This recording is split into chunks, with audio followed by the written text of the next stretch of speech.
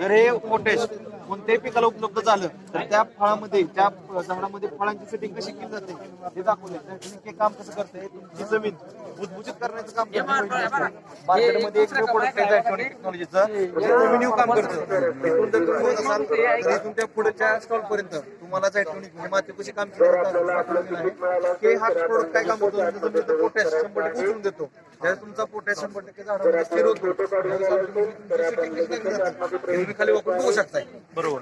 त्याचबरोबर कंपनीचा नवीन ऍक्टिव्ह म्हणून हा प्रोडक्ट आला आहे. हे ऍक्टिव्ह प्रोडक्ट तुमच्या जवळच्या कृषी केंद्रामध्ये तुम्ही जावा, हे कुपन आहे, हे कुपन दाखवा, तुम्हाला इथं प्रोडक्ट फ्री मिळेल त्याचं सॅम्पल.